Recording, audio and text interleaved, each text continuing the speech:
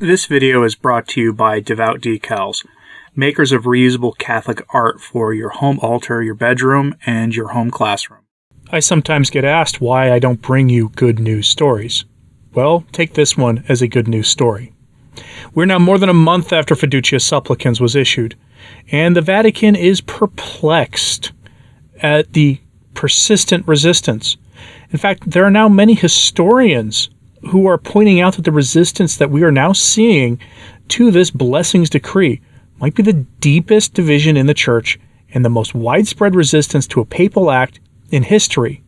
It certainly ranks high among the list of various things that have been rejected by bishops' conferences over the decades. In fact, over the centuries and the millennia, as we dive deeper into the story. This resistance isn't going anywhere.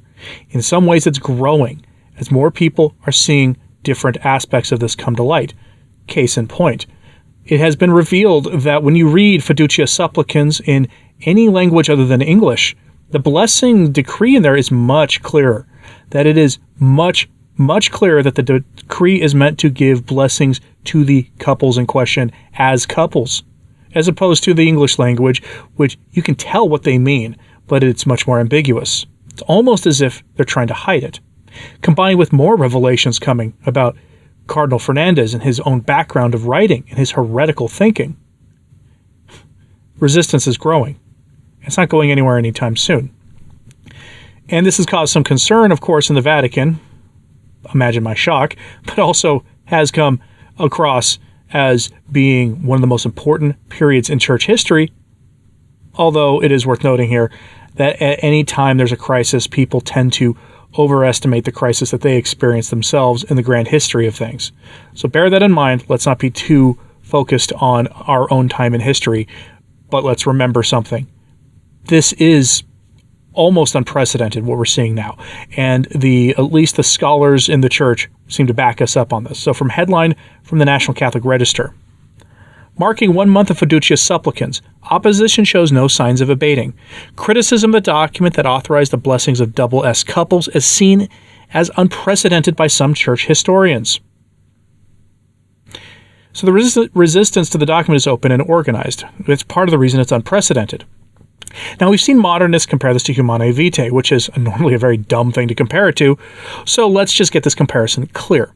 Humanae Vitae, issued by Pope Paul VI, upheld the Church's teaching on activities suitable to the married state and their purpose. Even if there are flaws with the document, it still at least was intended to uphold that teaching. Mostly, the bishops silently resisted the document, telling the priest to quietly let couples use what is banned in that document. One bishops' conference, to my knowledge, issued a public rejection of it. That's the famous Winnipeg statement from the Canadian bishops, which basically rejects Humanae Vitae. A heretic priest in the United States named Father Curran at Catholic University of America managed to get several scholars to sign a statement rejecting the document, and he issued it hours after the document was issued. Most of the debate was a media debate, while Catholics quietly dissented from the teachings of Humanae Vitae, aided on by their priests who quietly told them to follow their conscience. What has happened with Fiducia Supplicans is clearly different. It is bishops and cardinals who lead the resistance to a document that clearly departs from the actual teachings of the faith, including virtually all of the high-profile bishops and cardinals who have criticized Francis's past statements stepped forward on this one, and a lot of bishops who have remained silent on other issues with this papacy have actually stepped forward and said no to the document. This is more widespread than any of those things. But let's get to the article here. Quote, 1 month after the Vatican released Fiducia Supplicans allowing the blessing of double S couples, the backlash the document triggered shows no signs of diminishing. The criticism has been so pointed and widespread, in fact, some historians say that never before has a papal document provoked such opposition and confusion, leaving many observers to wonder how the fallout can be resolved. The existence of a sharp contrast between bishops and cardinals within the Church is now a reality that cannot be denied, Church historian Roberto de Mattei told the Register. Pope Francis, he believes, quote, is provoking a deeper crisis than all the previous ones, not only because of the breadth of opposition, but also because of the fact that it comes from those peripheries that Pope Francis has indicated as the authentic expression of the Church. Approved by Pope Francis and published shortly before Christmas on December 18th, the declaration specifically allows for the first time non-liturgical blessings of double S couples and others in, quote, irregular relationships. The Vatican described its publication as an innovative step, broadening the meaning of blessings while at the same time remaining firm on the traditional doctrine of the Church about marriage, end quote. I've spoken a lot about how doctors of the Church have warned us to reject anything from anybody in the hierarchy, regardless of the office they hold, if they start promoting innovations. And here the Vatican is admitting this is an innovative statement. I've spoken at length about that before. Now, the article summarizes things we know well. Who supports the document? Sister Janine Gramick, Father James Martin, some bishops' conferences overwhelmingly supported it, as well as who opposes it. African bishops, not the entire Polish Bishops' Conference, but a couple of high-profile Polish bishops there. You get the idea. You know the story as it is. We've also seen a lot of bishops come out of the woodwork who have not said anything about these errors before, step forward and publicly reject these errors. Been refreshing to see some step up in a time of crisis to demonstrate real leadership at a time when we desperately need it. This is turning into a persistent form of resistance. It's been 6 weeks at this point, or pretty close to it.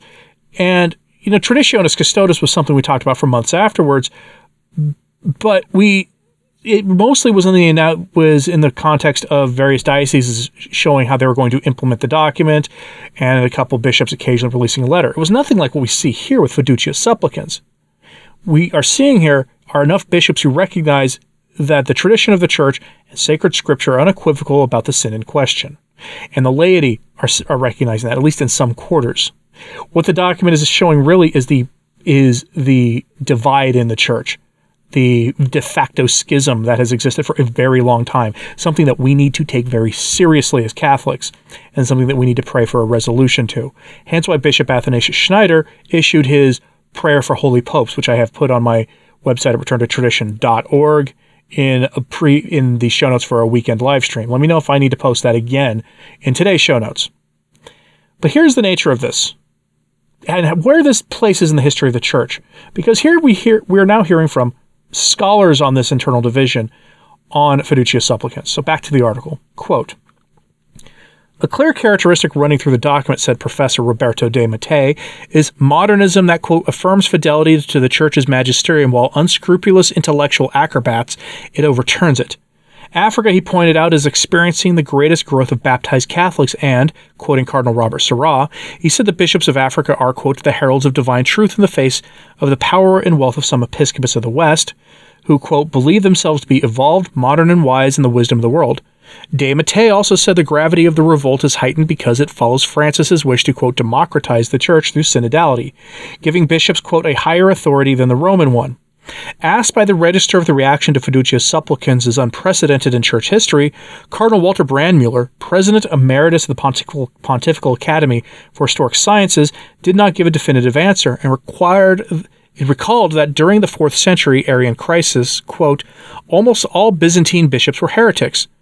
But De Mattei was more certain. He acknowledges that previous schisms, divisions, and clashes, both doctrinal and pastoral in nature, have existed even in recent times. As examples, he said bishops split into two groups during the French Revolution. There was the Petite Église schism in 1801 during Pius VII's reign, and in 1871 the Schismatic Church of Old Catholics formed. He also noted divisions during the Second Vatican Council and over Humanae Vitae in 1968, when cardinals and bishops led an open revolt against the papal encyclical that upheld the Church's teaching on the barriers to being fruitful and multiplying. In those cases, he explained, the positions were, quote, reversed, and the dissent was led by the, quote, liberal wing of the episcopate. This crisis, however, is deeper than all those that have gone before it, according to De Mattei. Professor John Rau, a church historian and director of the Roman Forum, which was founded by Dietrich von Hildebrand in 1968, similarly cited other examples of revolts against papal acts, either when a pope was doing his duty, unaware of the nature of a problem, or tormented like Pope Vigilius over the 3-chapter controversy in the 6th century that led to the 3-chapter schism. But he said none of these examples are, quote, like this disaster, adding that they were all, quote, totally different. Veteran anti-Moloch campaigner Dr. Thomas Ward, president of the John Paul II Academy for Human Life and the Family, sees some similarities between this affair and the dissent from Humanae Vitae, but he said that, unlike with that encyclical, the Fiducia Supplicans, quote, you have Rome undermining its own teaching because he believes it is a document of modernism containing both heresy and truth, end quote. In other words, this resistance is potentially more strident and more persistent than anything we've seen before, because those who resist are the ones on the side of Catholic orthodoxy, and those promoting error are the ones in positions of power. That's what this is here. The closest we have to this is the Arian crisis of the 4th century, which this papacy, or alleged papacy, has been compared to many times in the past. St. Athanasius said during the 4th century, during that crisis, that, to paraphrase him, that essentially the enemies of the church have the buildings, they have the properties, but that we who resist have the faith. It may sound a little self-congratulatory to some people, but if you are on the side of the timeless teachings of the church on this issue, resisting those in positions of power no matter what office they allegedly hold, then you are on the side of the faith. The faith must remain unchanged. After all, Jesus said it's the same yesterday, today, tomorrow, forever. The faith is unchanging. And as St. Vincent of Lerins said in a book that I spent 18 months going over on this channel, to resist innovations in the church, regardless of who in the hierarchy promotes them. That's where we are today, folks, at the point of having to resist innovations in the faith.